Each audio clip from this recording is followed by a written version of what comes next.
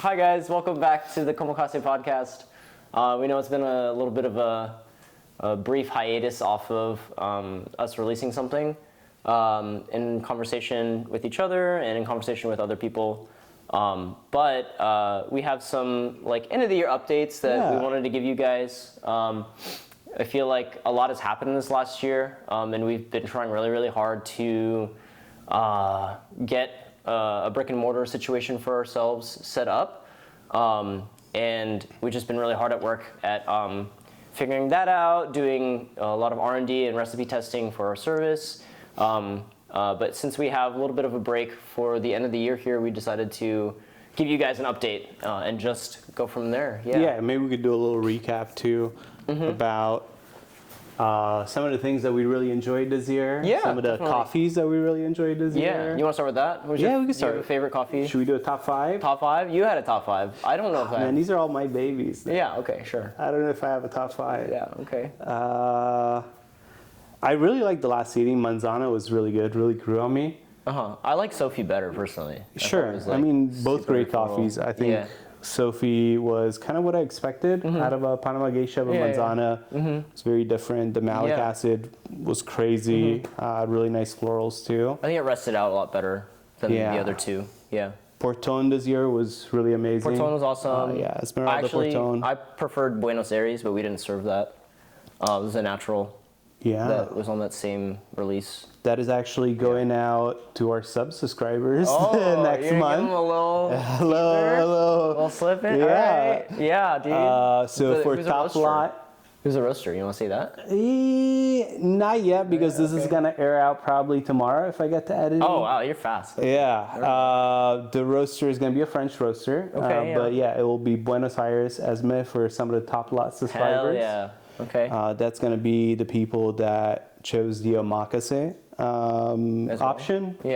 So that's what we picked for you guys. Nice. And then we also have some other amazing coffees in that batch as well.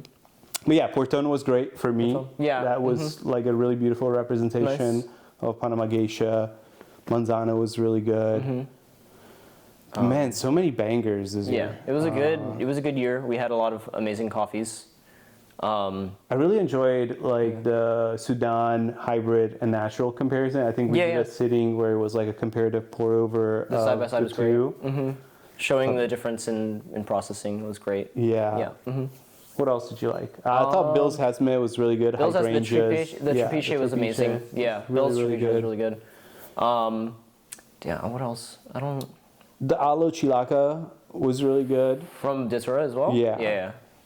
I think this last seating, I've finally figured out what we're trying to go or targeting with espresso. So the Gerbadogo was freaking amazing. This last roast of it was really, really good. Props to Loic and being able to bring out one of the best expressions of that coffee that we've had all year. Being able to also for us being able to understand what works with that coffee in terms of pulling it on espresso using different extraction methods in terms of having a Sivers filter on the bottom and going significantly coarser, and it just ended up being a really floral but also citric forward espresso that kind of worked in every sense of the fashion, where I needed it for mocktails and I also needed it for standalone service. I think it's a versatile coffee. That was a recent change as of a few weeks ago. So we started pulling longer shots. Even longer than we were pulling before. Initially, I think at the start of the year we were at 1 to 3 at 6 bars, and then we've stretched the dial-in ratio to almost 1 to 5, 1 to 4.5, and 4 bars. So it's technically even longer with a little bit lower contact. I've been pulling 1 to 10 shots at home. I've been really enjoying them. Super long, insane. So I mean, it's I feel like there's a discussion to be had about what espresso actually should be, and I feel we're playing with that idea a lot. Again, our stated intention, I think we're trying to stay true to that, is just showcasing the range that coffee has as a flavor experience, and changing the dial keeps it interesting not only for us but hopefully for the patrons as well. Yeah. And I mean, what espresso actually should be, it's going to be subjective, right? Yeah. Like, our preferences are not going to translate to everyone, right. for sure. Yeah. But I think this is the way that we want to showcase it. At the end of the day, this is for an experience purposes, so we do want to showcase the range of flavors as well. Again, like being as versatile as possible with the coffees that we're given and finding, again, like what we enjoy the most. Why would we serve anything that we didn't enjoy? Yeah, so. But that was definitely my favorite espresso. Oh, for sure. Just pulled this way, but I'm also very biased. I do prefer thinner, like higher clarity. Yeah.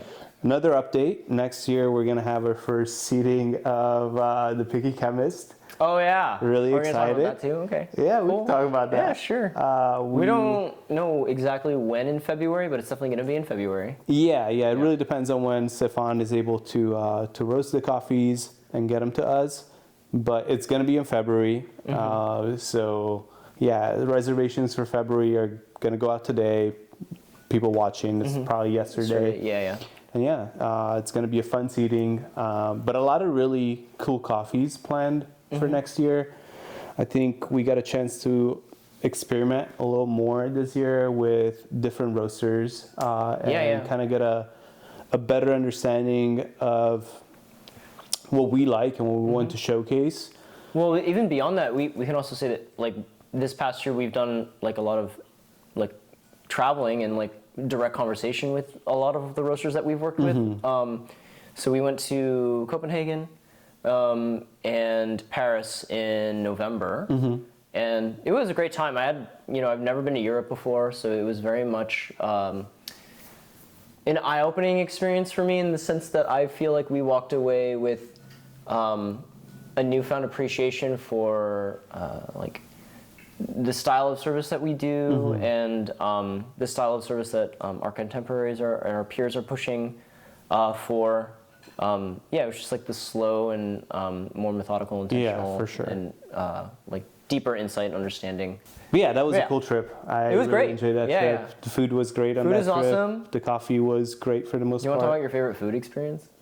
Yeah, I mean, should we bring it up? I think it was in Copenhagen. Food was great. Yeah. In Gross Passery. Yeah, that was interesting. Yeah.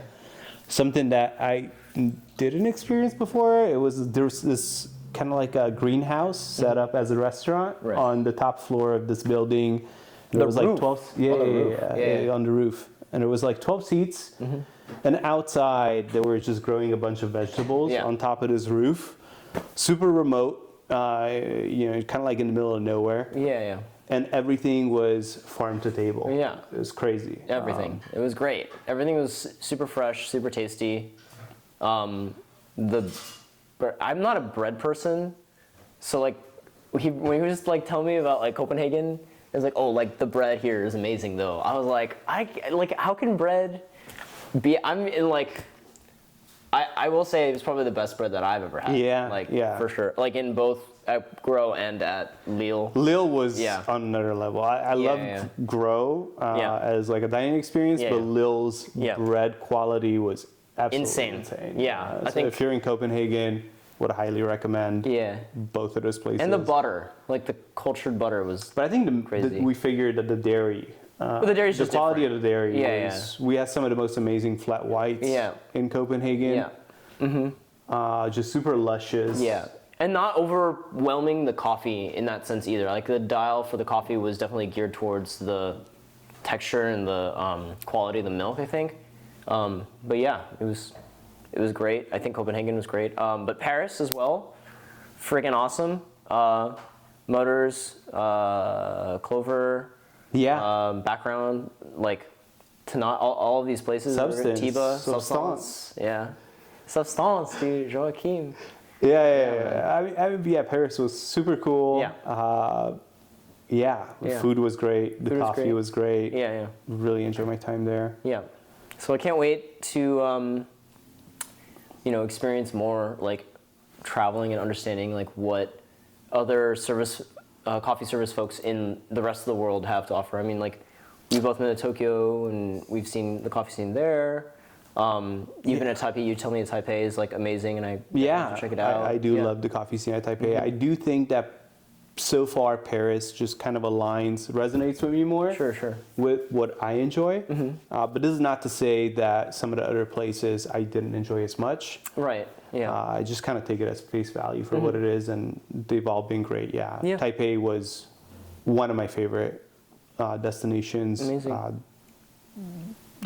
Noon coffee, Oasis, just really interesting concepts.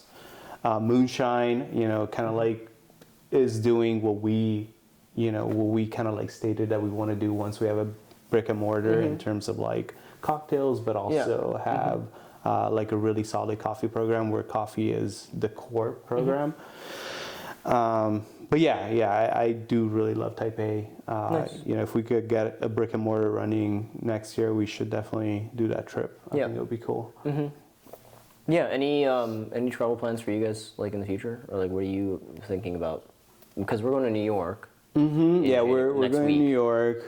I think that's going to be a cool trip. Short but cool. And then I don't know. I'm going to Tokyo in February. There you go.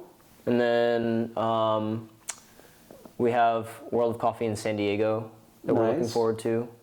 Where else are we going? That's it? Well, hopefully we get a brick and mortar up and running. Well, yeah. I think, I'm hoping that like mid-year we have definitely something that we're available and open to the public and want people to like come and experience what like our expression of coffee has to offer as an experience, I guess. Yeah, there's been a lot of work behind the scenes to get something up and running, but as of right now, it's still to be determined.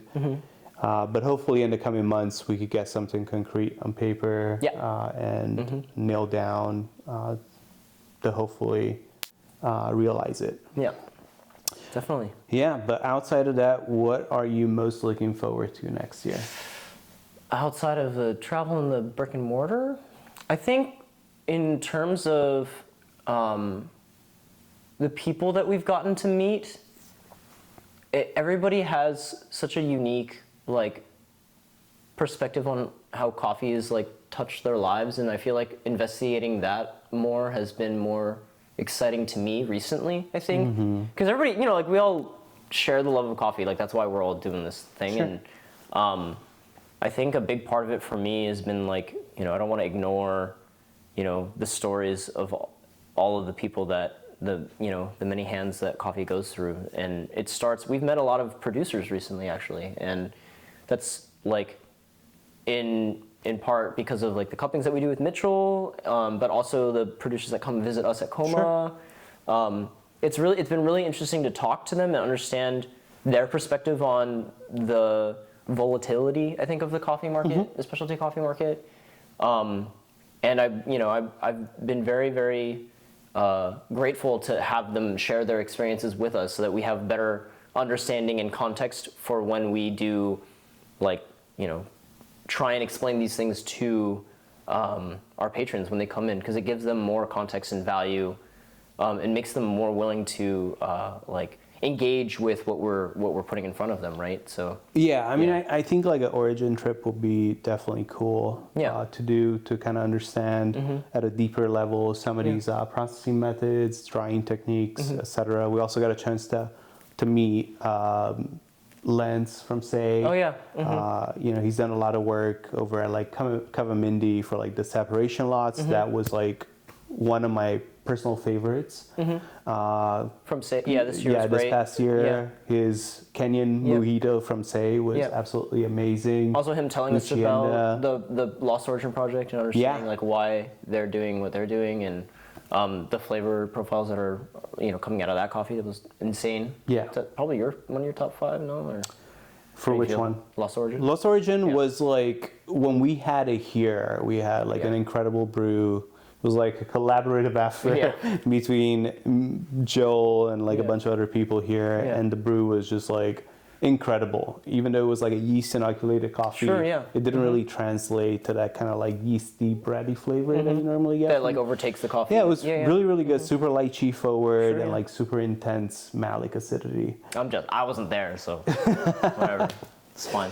Yeah, but yeah, I Can't thought have them like all. meeting Lance was great. I can't wait to see Lance again. Yeah. Over in New York See him and in a getting week. to connect. Yeah.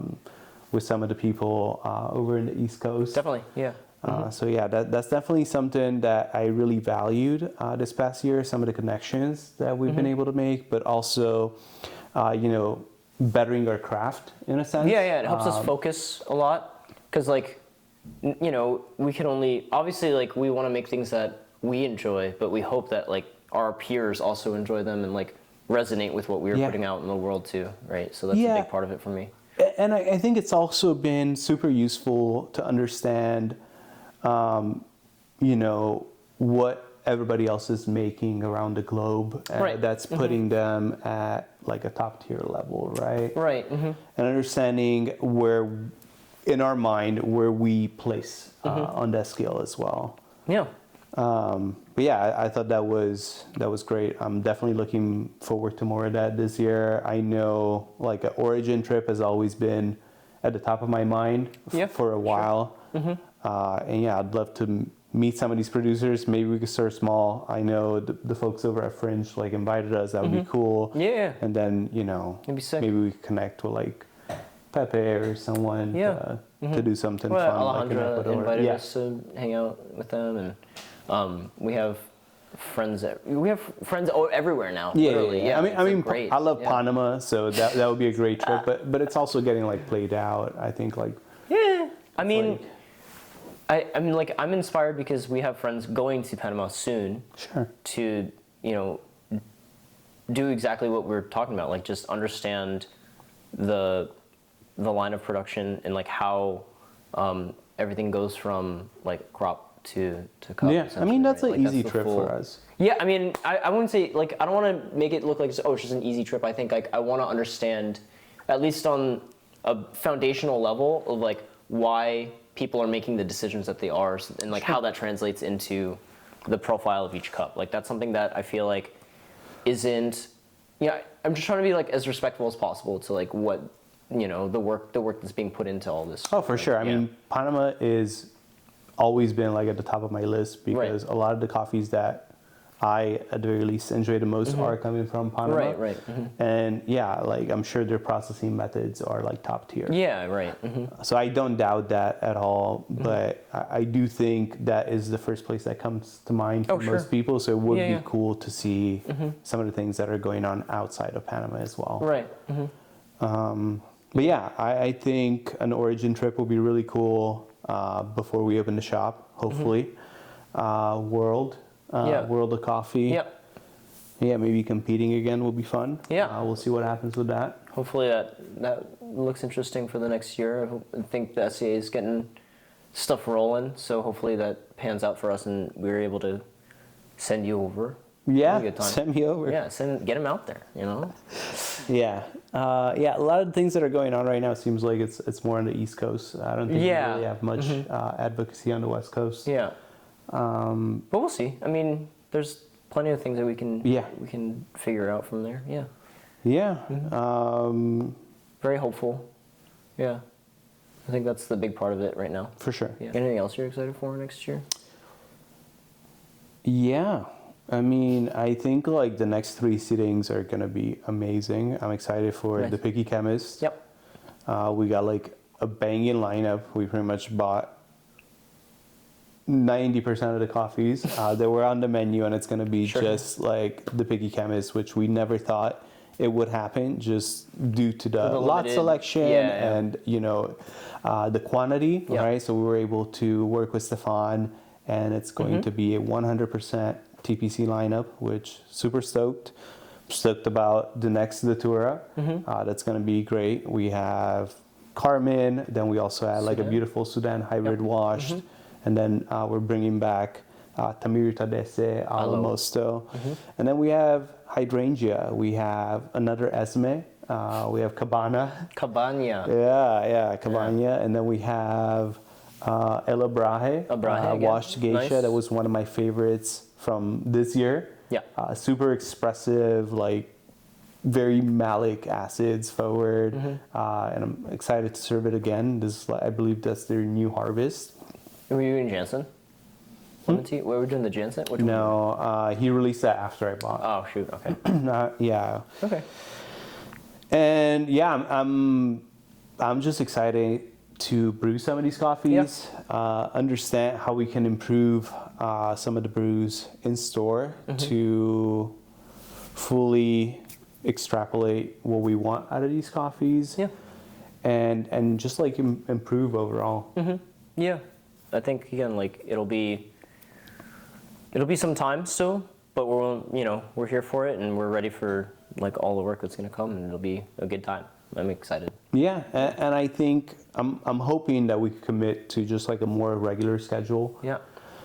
For these pods, whether it's just us two or more guests. I would love to do one in New York with maybe Lance. Yeah. Would be cool. Yeah. And yeah, maybe some of the people at, how do you say, the Huna Club? You can't say it, right? Yeah. that would be cool too, giving them a platform to kind of understand what they're doing there and maybe why they're doing some of these things. Well, also looking like locally, internally, and there's people that are very influential in back that I think we want to like give a platform to and showcase. Definitely. Bay Area coffee has been, a very steady and stalwart resource for a lot of information for folks, and I don't feel like we've really showcased that well.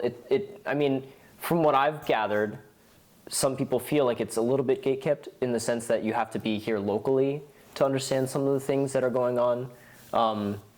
With I mean, that's kind of fair. Yeah. It is well, that's local, to our right? intention of like what we've stated with the club is how we want to interact and like keep it local. But at the same time, I think some of the information is super important for folks who are, not local and do want to like improve their day-to-day brew or just like their overall coffee knowledge and stuff like that. I feel like we can be a good platform for that as well, just to kind of help. We also have our own Discord where we share information as well. So, we have a Komakase Discord that you can find on our Instagram. Yeah, a little plug. And it's kind of like interesting Discord because, we try to help people like dial their own coffees, but then we'll also try to help them dial the coffees that we're shipping for the Komodos. So whether you're subscribed to the subscription or not, everybody's welcome. You could ask for recommendations or just chat as a whole. Yeah, 100%. I think it's a really good resource that we want to push forward and help share with the greater coffee community. I feel like it's something that we've put a lot of effort and time into in terms of making ourselves available, and I feel like that adds a lot of value to like the Komodo sub when like you get to talk to us about like what we're finding in these coffees, how we're liking these coffees. And, but outside of that, I'm just really looking forward to serving people and, me too. And see how they react to some of these coffees and mocktails that you craft this coming year. It'll be a good time. Any last words with that? No, that's it. All right. Thank you guys so much for listening, watching. This is the 2025 year-end update. Beaned Out Pod. Beaned Out Pod. See ya.